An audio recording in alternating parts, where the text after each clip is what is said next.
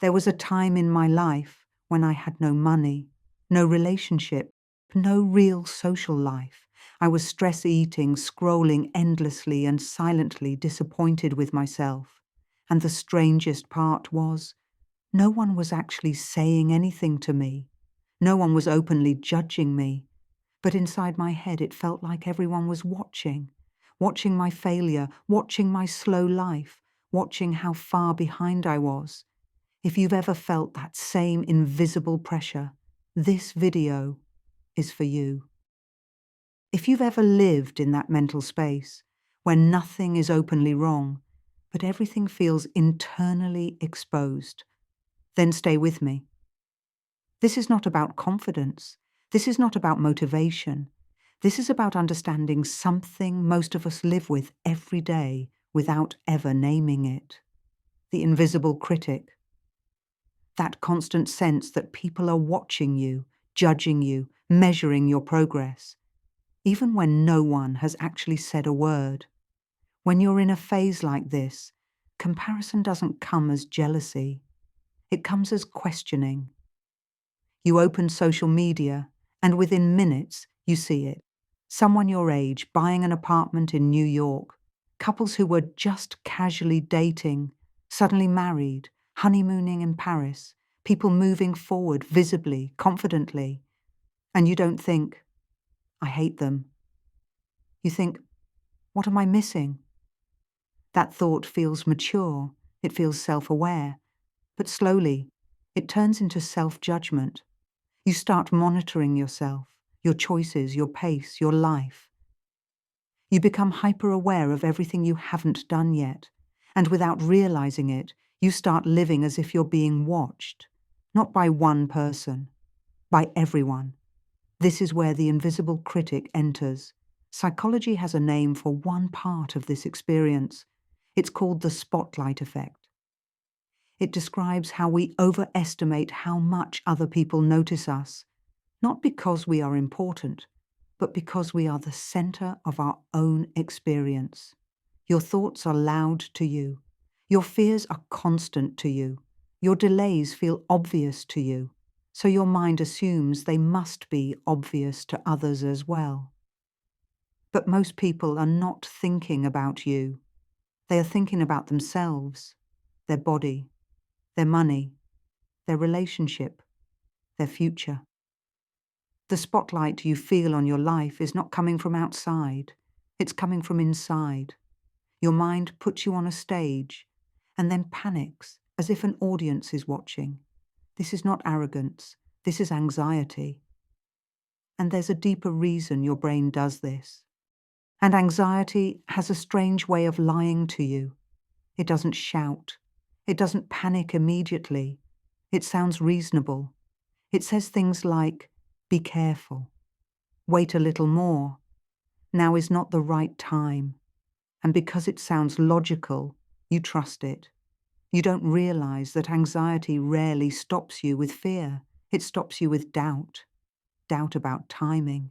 Doubt about readiness. Doubt about yourself. And the most convincing doubt it creates is this one. What will people think? But here is something we rarely question. Who exactly are these people? When you imagine being judged, you don't imagine one specific person. You imagine a vague crowd, a blurred audience. No faces, no names. Just a feeling. That alone should tell you something. Because real judgment is concrete. It comes from someone specific. But this kind of judgment feels everywhere because it's not coming from outside. It's coming from within. Most people are managing their own mess. They are replaying conversations they wish went differently. They are worried about money they haven't figured out. They are confused about relationships they don't fully understand. They are far more occupied with their own internal noise than with observing yours. The invisible critic convinces you that you are being watched, when in reality, everyone is busy surviving their own thoughts. There is another layer to this that is important to understand. Your brain treats uncertainty as danger.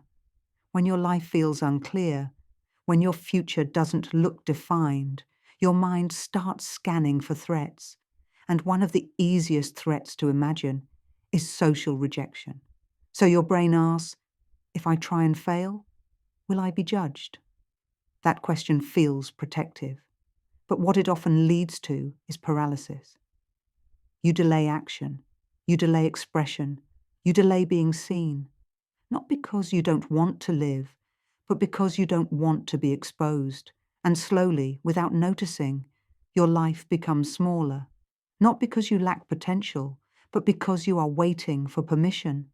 Permission to be ready, permission to be confident, permission to be approved. The invisible critic feeds on waiting. It grows stronger every time you postpone yourself. There's also something else happening beneath this. You are comparing your internal state to other people's external results. You see outcomes without context. You see success without the years of confusion before it. You see relationships without the emotional work behind them. You see happiness without the private struggles underneath. Your mind fills in the gaps with assumptions. They figured it out. I didn't. But what you are really comparing is visibility, not truth. Most lives look linear from the outside and chaotic from the inside. Even the people you admire are uncertain in ways you will never see. They question their choices, they doubt their decisions. They fear losing what they've built. But because you only see the polished version, your mind treats their life as evidence against yours. This is how social comparison quietly turns into self-rejection. You don't just want what they have. You start believing that you are fundamentally late or broken or behind. And once that belief settles in, the invisible critic no longer needs social media. It speaks on its own. It comments on your actions before anyone else can. It edits your thoughts before you express them. It filters your desires before you even admit them. At this point, many people think the solution is confidence. But confidence is not the absence of fear. Confidence is the willingness to move even while fear is present.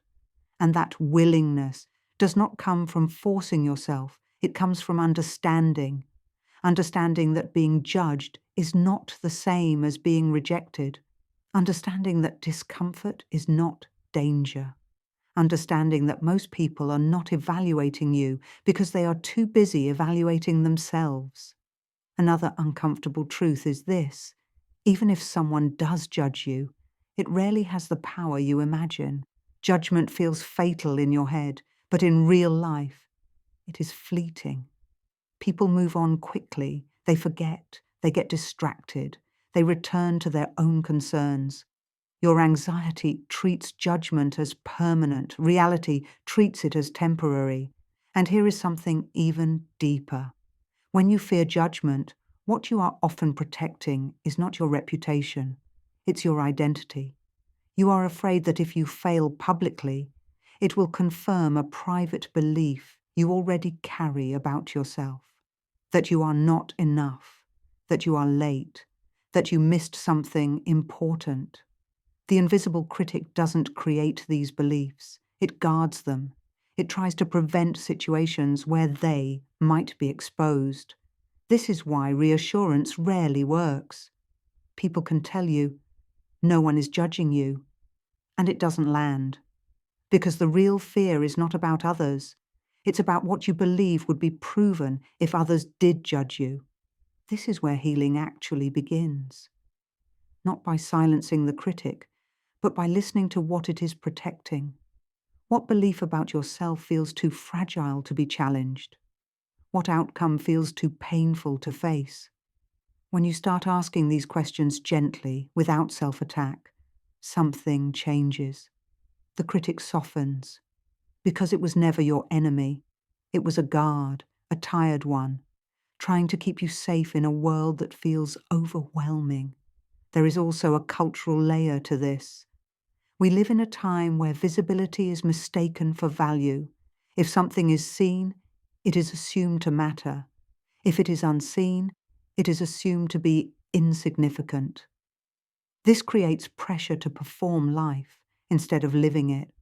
You start measuring your worth by how presentable your struggles are, but many important parts of growth are invisible. Healing is invisible. Clarity is invisible. Inner stability is invisible. They don't photograph well, but they change everything. Choosing your pace in a loud world is not weakness, it is self-respect. Choosing not to compete is not failure, it is discernment. And choosing to live according to what fits you, rather than what impresses others, is one of the most difficult forms of courage, because it removes the audience. And without an audience, you are left with yourself. That can feel scary at first, but it is also where peace begins. The invisible critic loses power when you stop treating imagined judgment as a life or death signal, when you recognize it as anxiety, as conditioning, as a survival response that no longer fits. You don't need to eliminate it. You just need to stop obeying it blindly. And over time, as you choose alignment over approval, presence over performance, truth over comparison, you realize something quietly profound. Most people were never watching. They were too busy trying to feel okay, and so were you. And that's human. If this session made you pause for a moment, if it helped you feel a little less alone inside your own head, then you might want to stay. This channel is built slowly, intentionally, with depth instead of noise and honesty instead of performance. If you want more conversations like this, you can subscribe, only if it genuinely feels right to you. And if something here resonated, a thought, a sentence, a realization, you can share it in the comments.